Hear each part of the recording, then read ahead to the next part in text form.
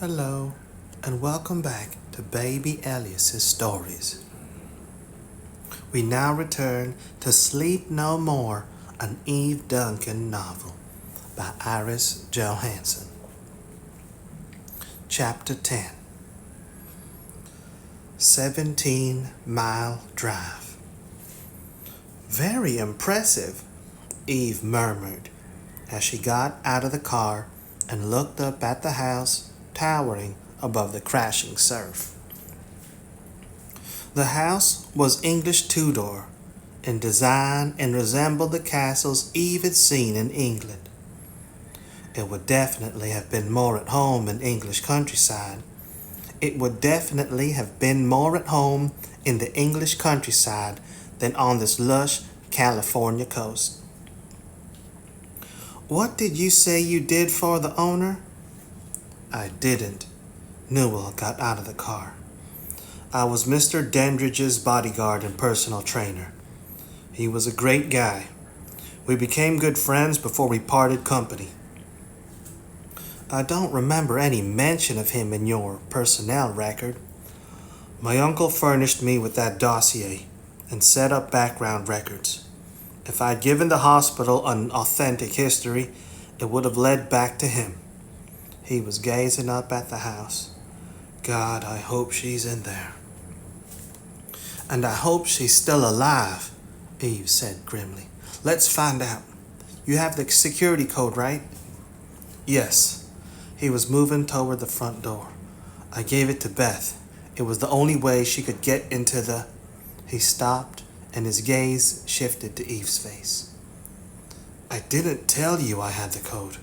Was that a guess? She ignored the question as she reached the door. You'd better go in first. She must have heard the car drive up, but you're the only one she'd recognize. I don't want to scare her. She glanced back at the car.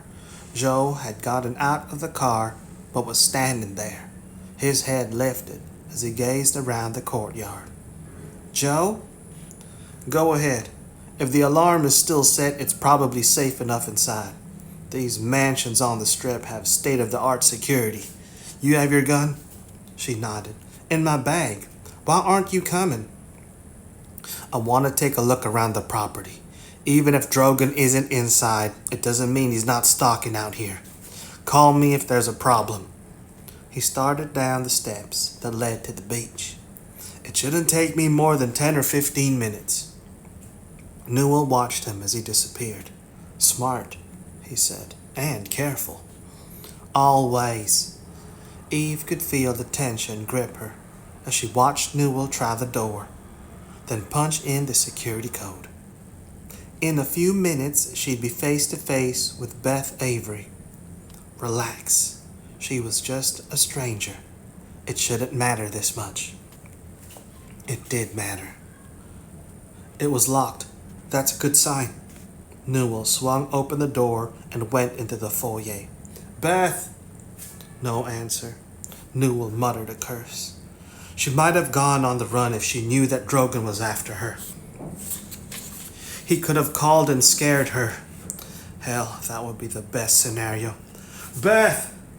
It's okay, it's Billy! It's not safe to turn on the lights if there's a security guard monitoring these houses on the beach. Eve reached in her purse and pulled out her small flashlight. She moved forward across the foyer toward the staircase. Keep calling her name. She shined her beam around the cherry stairs and mullioned windows on the landing.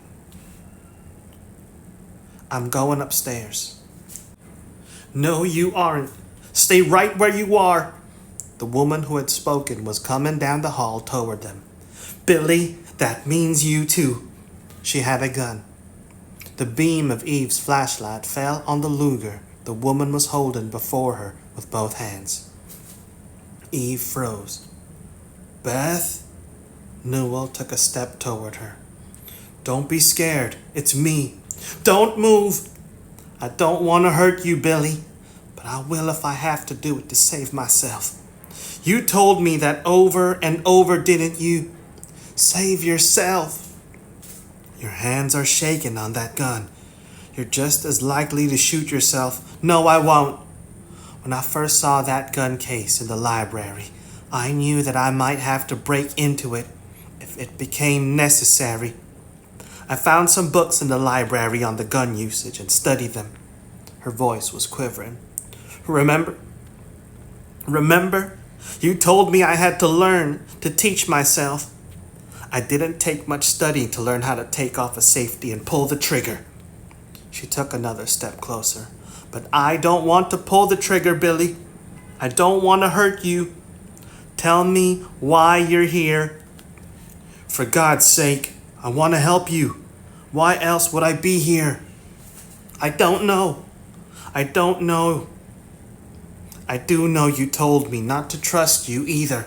You said don't trust anyone, not even you. She looked at Eve. Who is she?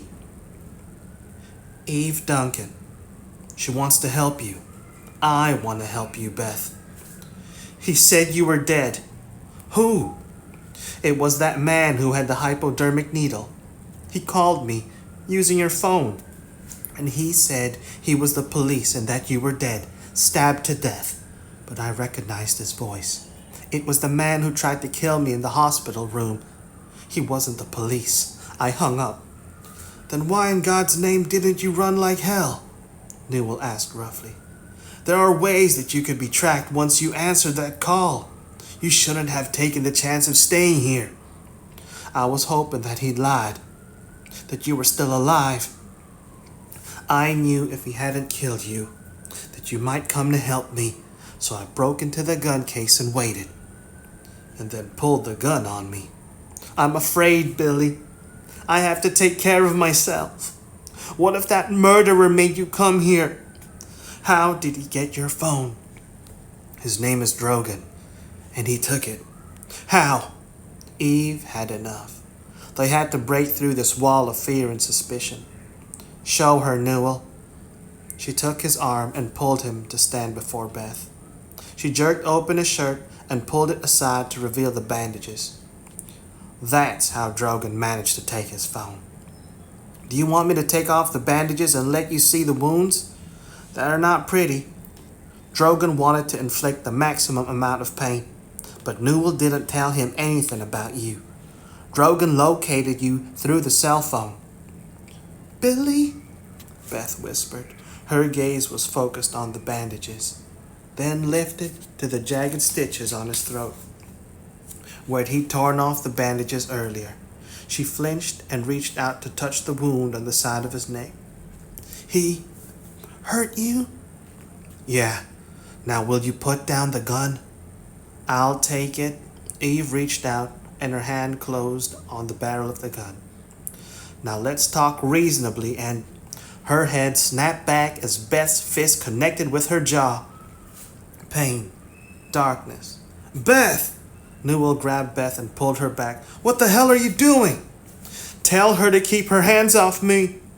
Beth pulled away from him, her hand tight on the gun, her voice fierce as she glared at Eve. I don't know her. I guess I can still trust you, but I don't trust her. There's no way I want her here. Why did you bring her? Who the hell is she? I told you, Newell said. Eve Duncan. She's not going to hurt. I'm your sister, Eve said baldly, and I don't want to be here any more than you want me to, but I have no choice. Therefore, you have no choice. She rubbed her jaw. And if you ever do that again, I'll deck you. You won't catch me off guard again. Sister? Beth repeated blankly. I don't have a sister. How do you know? I didn't.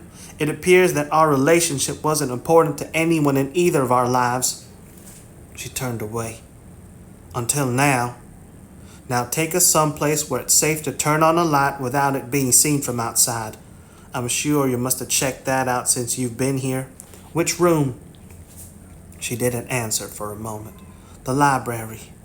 Heavy velvet drapes on all the windows, as long as the light wasn't too strong. It didn't show around the edge. I went outside just to be sure and checked it when I was watching TV and reading. She pushed past them and led the way down the hall. I'm not doing this because you're telling me to do it. I just want Billy to have a chance to sit down and rest. He's paler than I've ever seen him. I'll accept that my wishes aren't of importance to you, Eve said. And I don't give a damn. I just want to keep my promise and have this over. She followed Beth as she opened a tall mahogany door and entered a large room lined with bookshelves. Sit down, Newell. She's right. You're not looking so good. She moved toward a desk in the center of the room. You don't want to end up back in the hospital. No, I don't. He dropped down in a leather easy chair. And you might not help to spring me next time. After all, you've got what you want from me. I'm not that callous. Eve leaned forward and turned on the desk light. The library was suddenly flooded with soft light. And I wouldn't want to set you up for Pierce. I've taken a great dislike to him. Not callous, tough. Newell turned to Beth, who was still in the shadows outside the pool of light. Will you put that gun down now? Eve's not going to attack you. I couldn't be sure. She came forward to put the revolver on the desk. She could have been fooling you. And I told you not to trust anyone. He made a face. It was a good idea, but I'm beginning to rue the day I said it. You shouldn't, Beth said as she came toward him. It's as bad out here as you told me. Look what that monster did to you. She gently touched the stitched wound on his cheek. I'm sorry, Billy. Why didn't you run away when I did? It wasn't the right time. I didn't know enough. I was trying to learn more about the bad guys. He shrugged. But the bad guys found me instead. Or one bad guy. Drogan. And just who is Drogan? Beth asked. I couldn't trace him, but we should know soon. He nodded at Eve. Her significant other, Joe Quinn, is a detective, and he's checking him out. Joe Quinn? She whirled toward Eve. If he's a detective, will they make him take me back to the hospital? Pierce knows all the police at... What are you staring at? Nothing. Eve was staring at Beth Avery. The soft lamplight surrounded her sister, and Eve couldn't take her eyes off her. Her slender body was dressed in gray slacks, and a cream blouse that she wore with simple elegance. Her dark hair resembled the curls and textures of Eve's body, and her face, beautiful. Yes, a fascinating face with large dark eyes set wide in a triangular-shaped skull with beautiful bone structure. The wonderful vitality Eve had noticed in the photograph was no longer there, and she felt a sudden anger that Beth had been robbed of that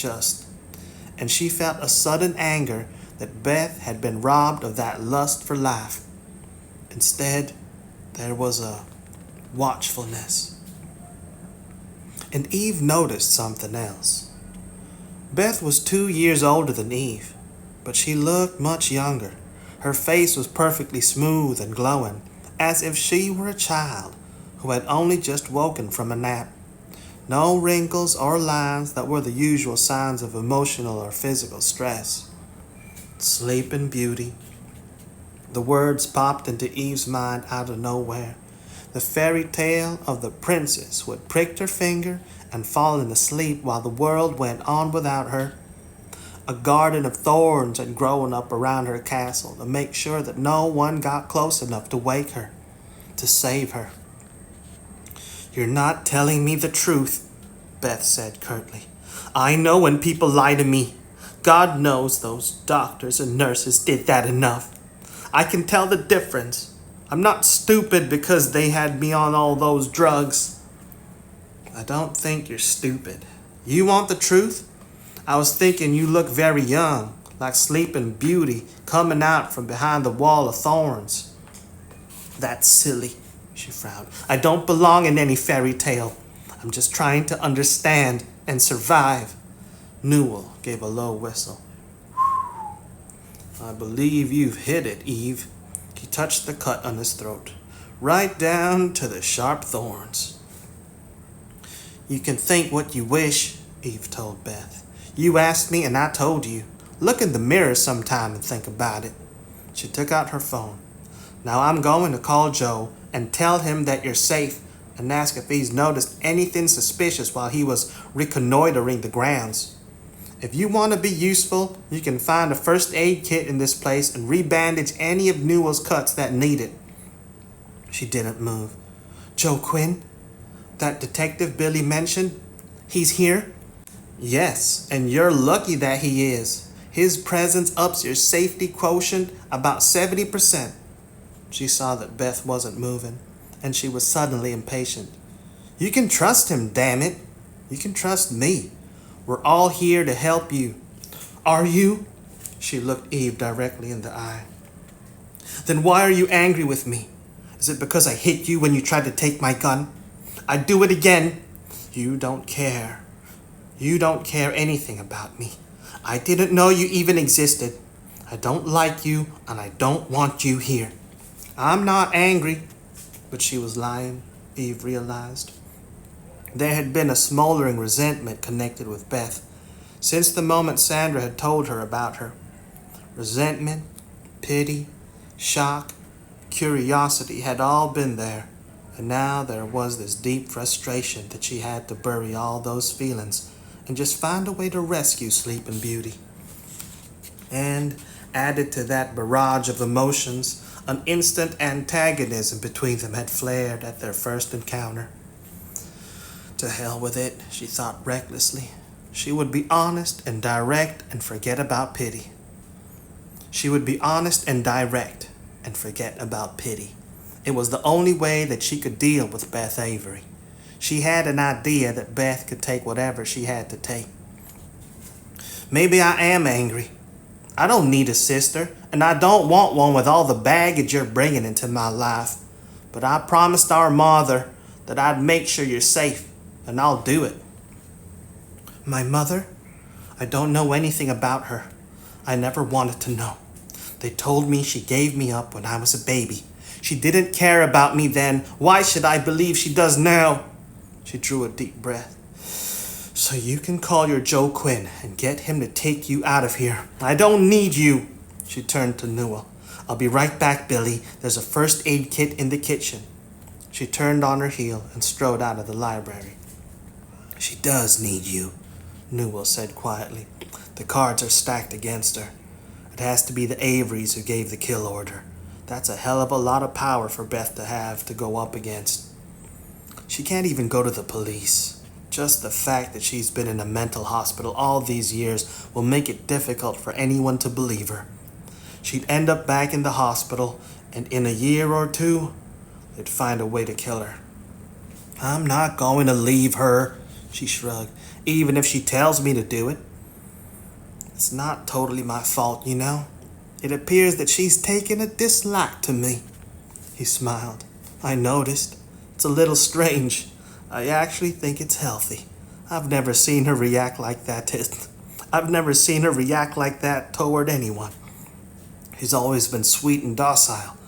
It could be that the drugs are totally out of her system now, or it could be spending this period alone.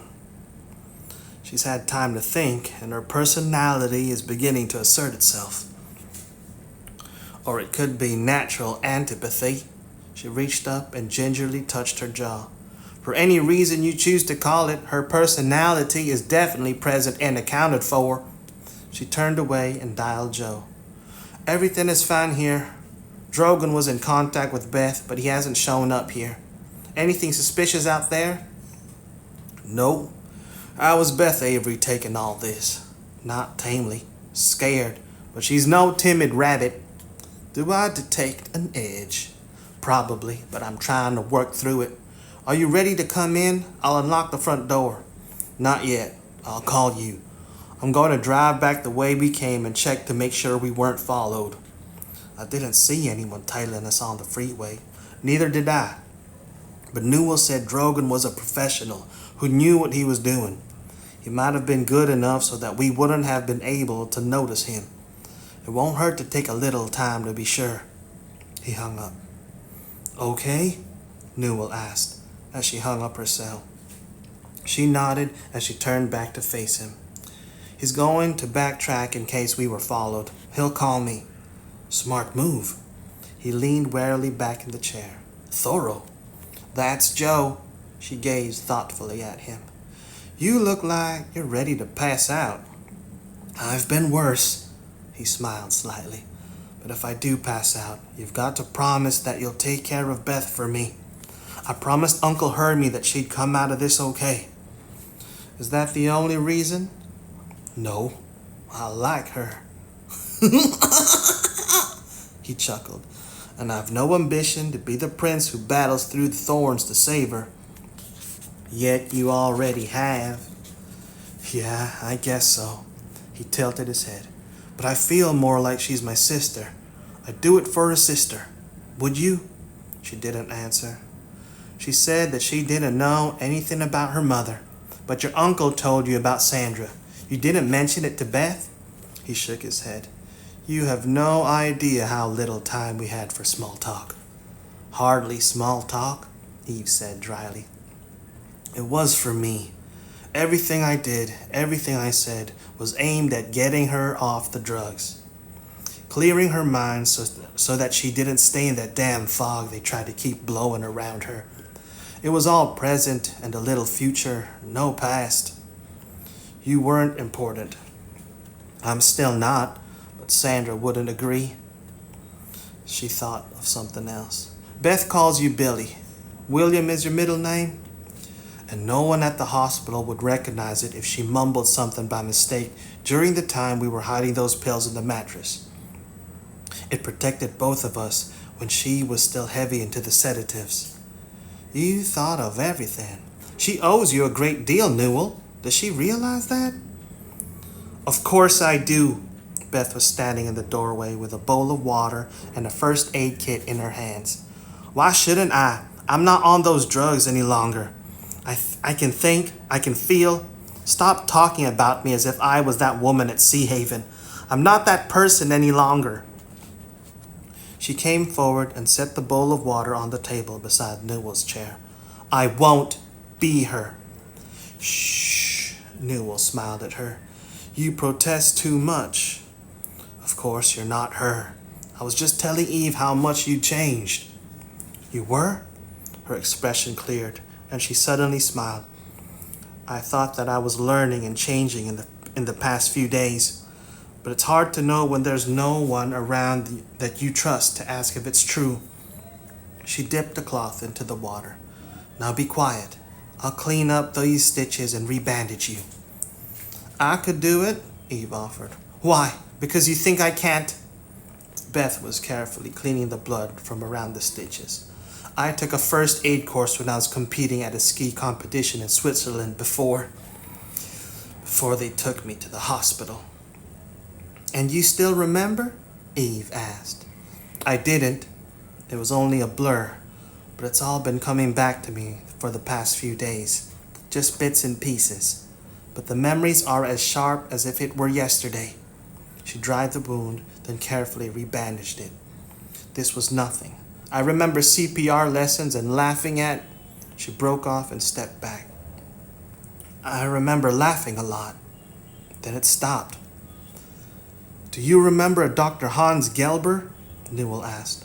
No. Why? He was one of your first specialists at the hospital. I was just wondering if that was about the time that you forgot the laughter. She shrugged. I don't know. There were so many doctors, it doesn't matter. I'll know soon. It's all coming back now.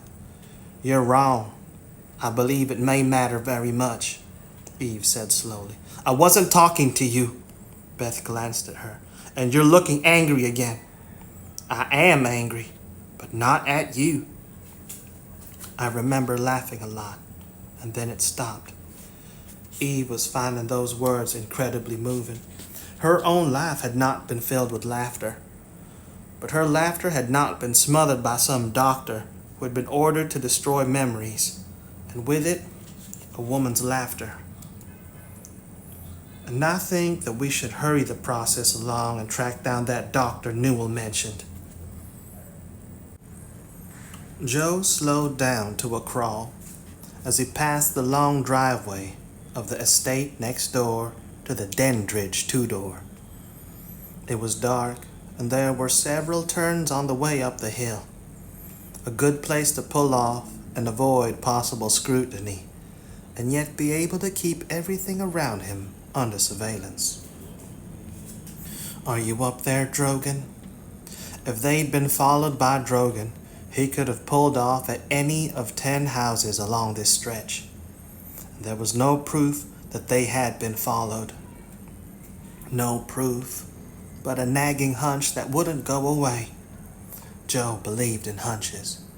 They had saved his life too many times for him to ignore them, and he had felt that strong whisper of instinct the moment he had gotten out of the car back at the two-door. The sense of being watched.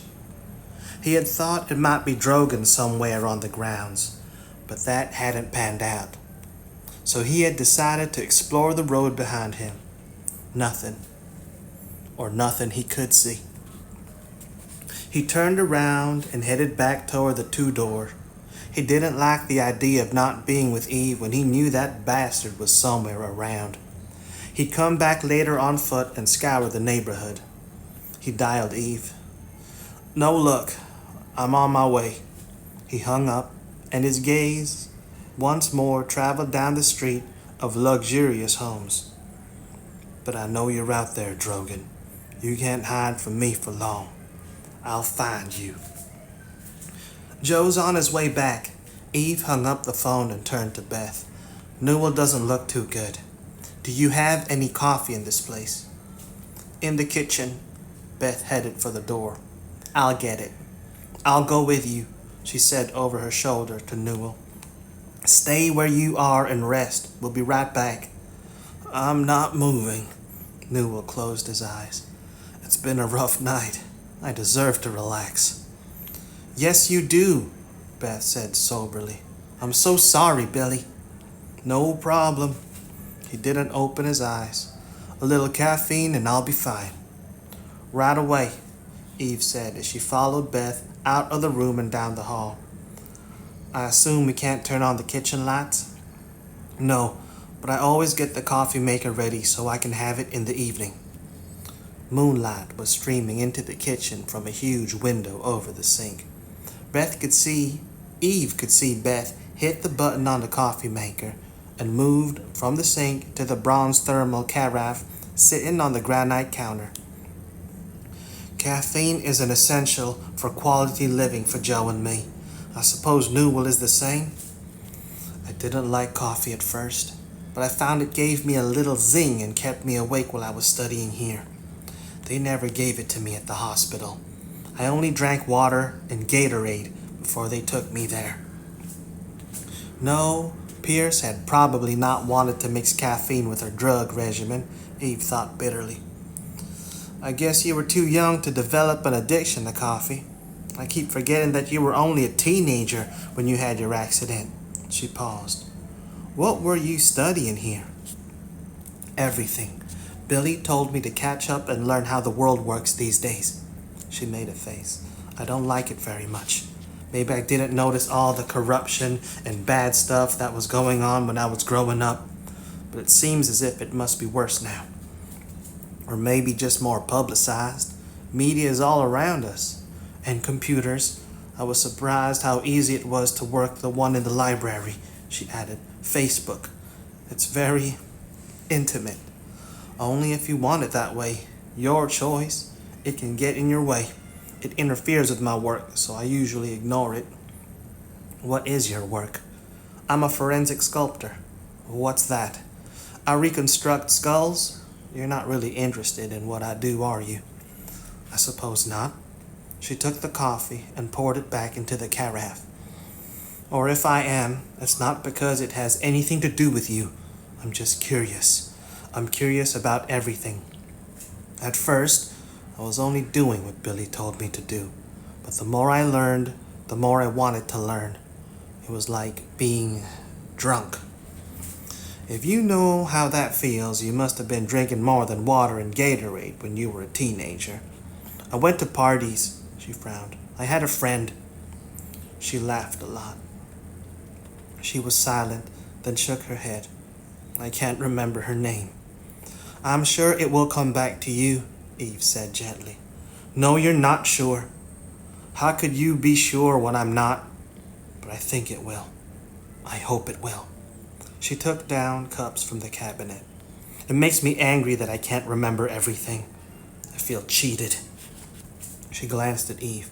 You believe that this Dr. Gelber was responsible for making me forget things? Eve nodded. Drugs? Maybe partially, but I'm leaning toward hypnosis. She shook her head. I don't know if I believe in hypnosis. Do you? I don't know everything that it can accomplish, but I do believe that hypnosis can work. Gelber is evidently a very skilled practitioner, and he spent many sessions with you.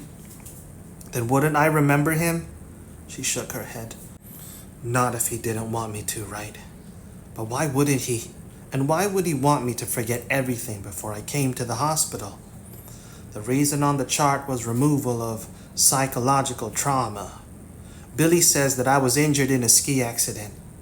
What kind of psychological trauma would I get from that? It doesn't make sense. I agree. She gave Eve a disgusted look. Is that all you're going to say? What help are you?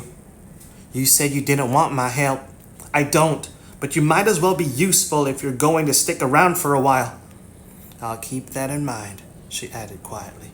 But you have to come to terms with the fact that we've been thrown in this brouhaha together, and we have to cooperate. You appear to have some lingering resentment toward our mother because she abandoned you. Maybe you include me under that same umbrella. I should point out that since I had no idea you even existed, that's totally unreasonable. I don't have to be reasonable. Her lips tightened. I'm mentally incompetent. Ask Pierce. Don't give me that excuse. You can't have it both ways, Beth. I can do whatever I want to do. She didn't speak for a moment as she screwed the top back on the carafe. Okay, maybe you're right. I've just realized since I've been out of the hospital and free how alone I've been all these years. I could have used a friend to help me. What do they call it? To watch my back. But no one was there. I was alone. You may not be to blame, but it's hard for me to accept that there was no one there for me. Someone should have been there. She impatiently shook her head. Listen to me. I'm whining. I've always hated whiners. Eve smiled faintly. I believe you have cause to complain, but suppose we strike a truce.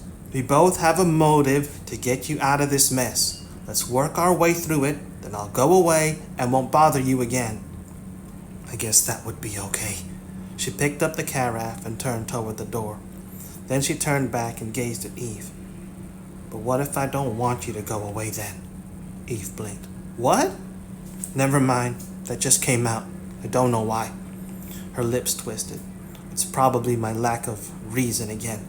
Sometimes my mind is just a jumble, and I wonder if Pierce was right about my being crazy. You're not crazy, and we all have moments of confusion and jumble.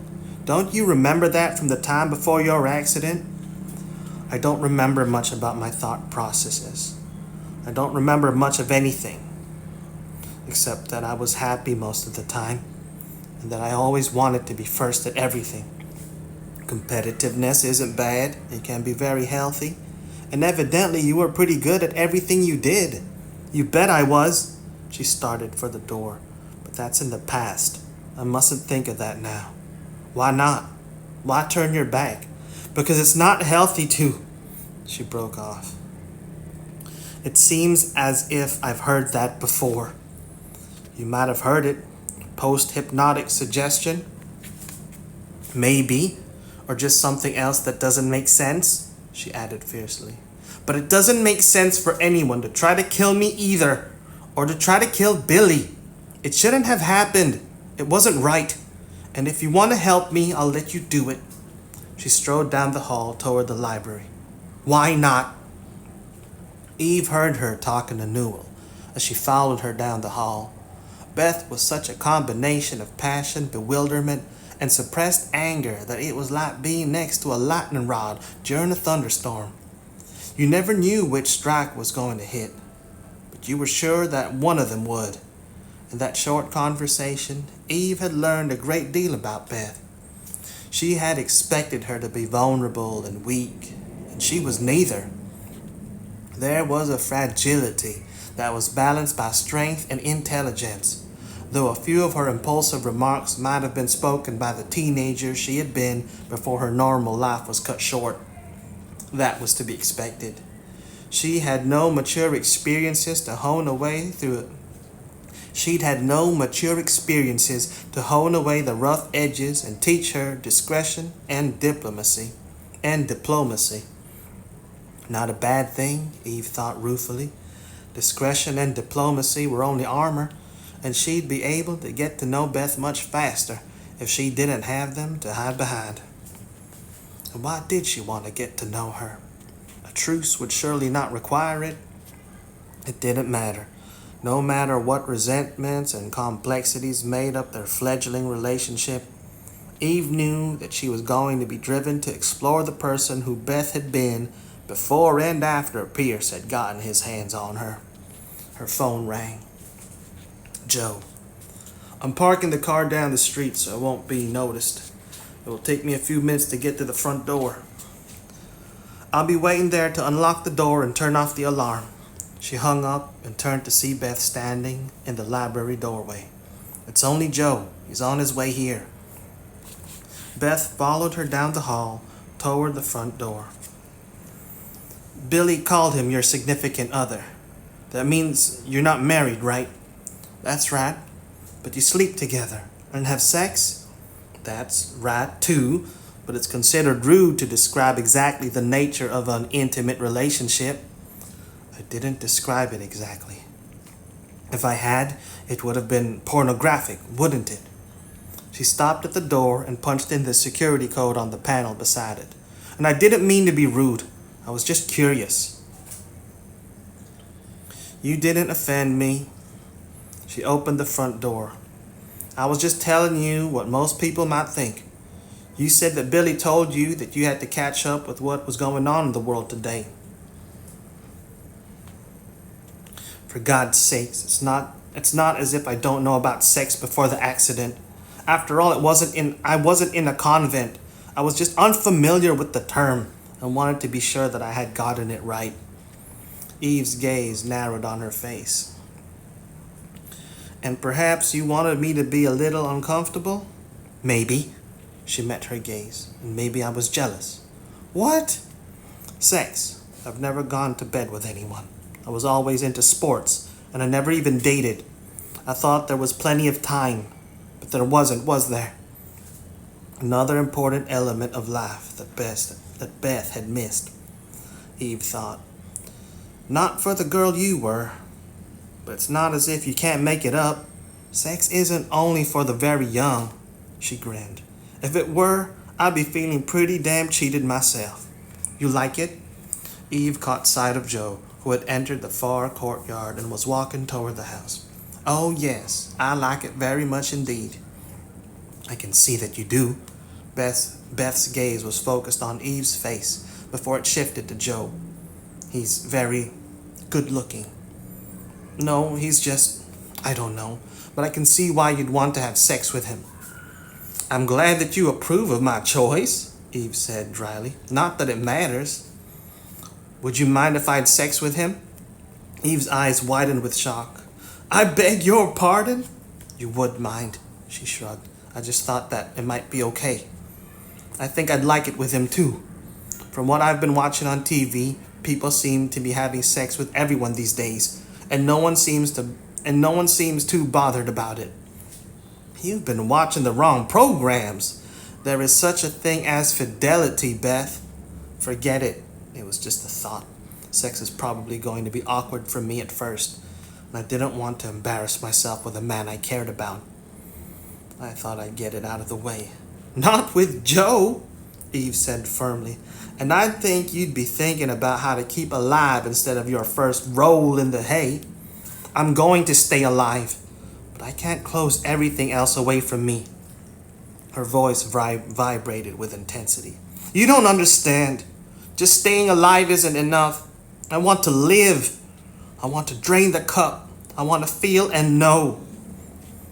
And who could blame her? That young Beth in the photograph, whom Eve had thought so vibrantly alive, had been imprisoned and was finally free and wanting to taste every morsel of life. You're wrong. I do understand. Do you? Beth whispered. Then she smiled brilliantly. I think you do, Eve chuckled. But you still can't have Joe. She turned to Joe, who was now only a few yards away, and said, Come and meet my sister, Joe. This is Beth.